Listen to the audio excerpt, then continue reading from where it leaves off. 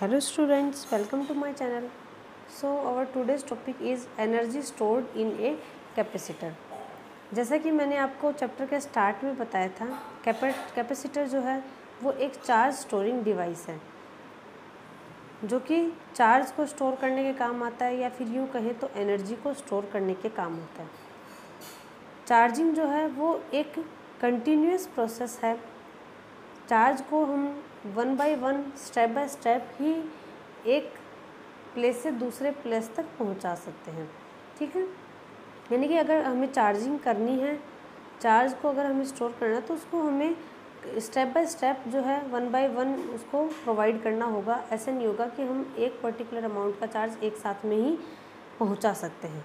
ठीक है, तो बात करते हैं कैपेसिटर की। कैपेसिटर के अंदर 2 पैरेलल प्लेट्स होती हैं इस तरीके से। ये 2 पैरेलल प्लेट्स हैं जो कि एक पॉजिटिव चार्ज होती है और एक नेगेटिव चार्ज होती है।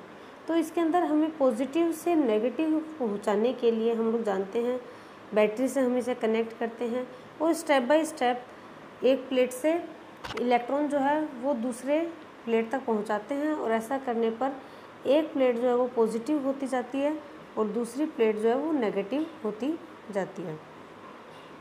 एक प्लेट पर पॉजिटिव चार्ज आ जाता है और दूसरी प्लेट पर नेगेटिव चार्ज आ जाता है। इस और दोनों पर सेम ही अमाउंट होगा। इस पर प्लस क्यू होगा तो इस पर माइनस क्यू होगा, क्योंकि यहाँ से इलेक्ट्रॉन इस तक पहुँचेगा। या फिर यूँ कहें तो हम लोग यहाँ से इलेक्ट्रॉन जो है वो इस तरीके से पहुँचाते हैं पॉजिटिव प्लेट से नेगेटिव की तरफ। तो जब हम लोग यहाँ पर इस प्लेट को इलेक्ट्रॉन दे देते हैं, ठीक है, अब यहाँ पर देखिए, जब पहले से जो इलेक्ट्रॉन यहाँ पर मौजूद है आने वाले इलेक्ट्रॉन को यहाँ पर रिपेल करेगा। यानी कि पहले से जो इलेक्ट्रॉन मौजूद है वो सामने से अगर इलेक्ट्रॉन आ रहा है, और तो हम लोग जानते हैं कि इलेक्ट्रॉन एक दूसरे को रिपेल करेंगे, तो हमें इस चार्ज को देने के लिए यहाँ पर वर्क करना पड़ेगा। और वर्क और एनर्जी एक ही बात है। तो यानी कि यहाँ पर जो एक्सटर्नल वर्क होगा, किसी भी सिस्टम पर जब एक्सटर्नल कोई भी फोर्स वर्क करता है तो वो जो है वो उसकी एनर्जी में स्टोर हो जाता है। वो जो वर्क है वो उसकी एनर्जी में स्टोर हो जाता है। तो यहाँ पर जो वर्क होगा वही इसकी एनर्जी में स्टोर होगा। ठीक है, तो अब यहाँ पर हम लोग, क्योंकि जब एक प्लेट पॉजिटिव बनती है और एक प्लेट नेगेटिव बनती है तो इन दोनों प्लेट्स के बीच में एक पोटेंशियल डिफरेंस क्रिएट हो जाता है, जिसको हम लोग V से डिनोट कर रहे हैं। यहाँ पर इन दोनों के बीच एक पोटेंशियल डिफरेंस क्रिएट होगा। अब देखिए यहाँ पर, क्योंकि V को हम लोग इसलिए डिफ़ाइन कर रहे हैं क्योंकि वर्क को हम लोग पोटेंशियल के फॉर्म में ही डिफ़ाइन किए हैं, इसलिए हमें पोटेंशियल को यहाँ पर बताना होगा और फिर पोटेंशियल की हेल्प से हम लोग यहाँ पर वर्क को फाइंड आउट करेंगे। और वर्क अगर हमें फाइंड आउट हो जाएगा तो एनर्जी हमारे पास में आ जाएगी। तो देखिए पोटेंशियल जो है वो हम लोग दे रहे हैं। हम लोग यहाँ पर लेट कर लेते हैं कि यहाँ पर क्यू चार्ज इसको दे चुके हैं। हम लोग क्यू चार्ज को यहाँ पर ट्रांसफ़र करने के बाद इन दोनों प्लेट्स के बीच में V पोटेंशियल क्रिएट हो जाता है। देखिए ये सारी जो बातें मैंने आपको बताई है कि पोटेंशियल, उस यहाँ से पोटेंशियल, फिर पोटेंशियल एनर्जी, वर्क, चार्जिंग का प्रोसेस, ये सारा सब कुछ मैं आपको पहले ही ऑलरेडी डिटेल में बता चुकी हूँ और अभी भी मैंने आपको समझा दिया है। आप लोग थ्योरी लिख सकते हैं। तो यहाँ पर हम लोग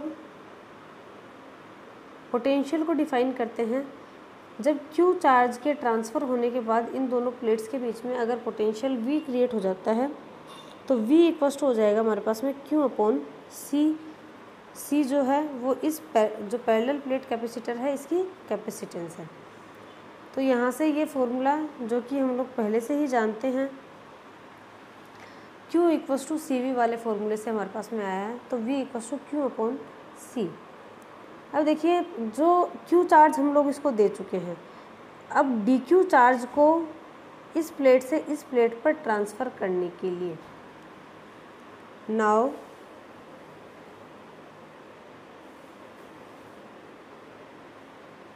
work done in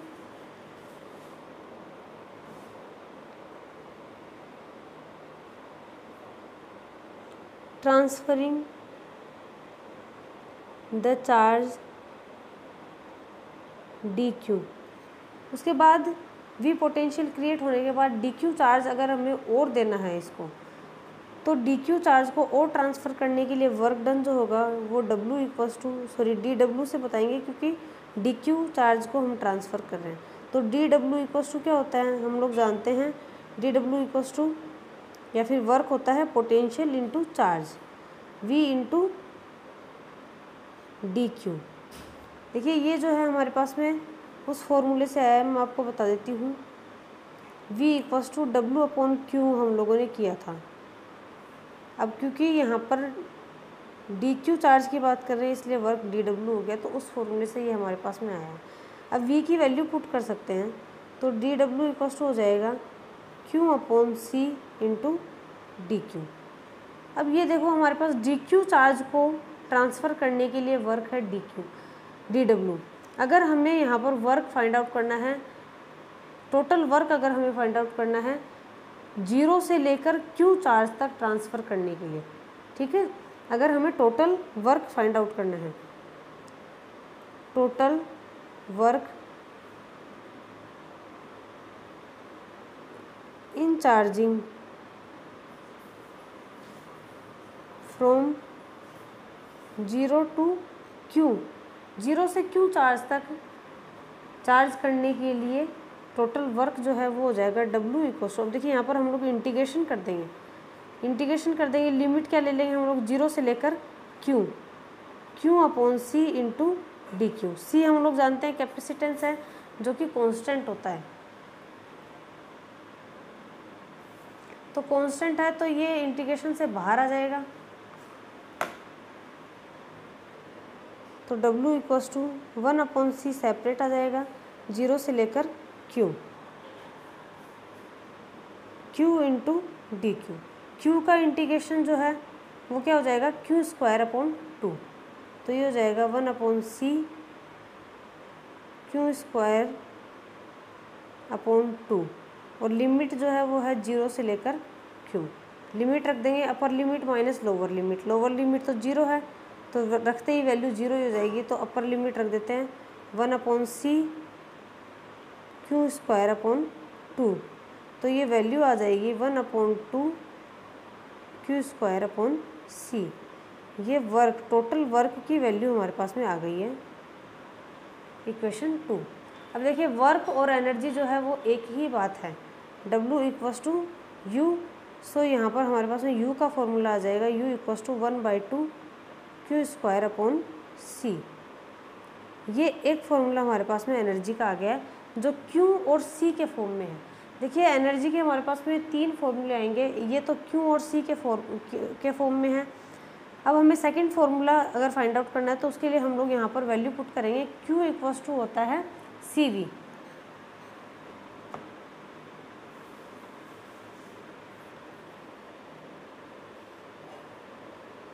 putting Q equals to CV, ये वैल्यू पुट कर देते हैं तो हमारे पास में U इक्वल्स टू हो जाएगा 1/2 एज इट इज़।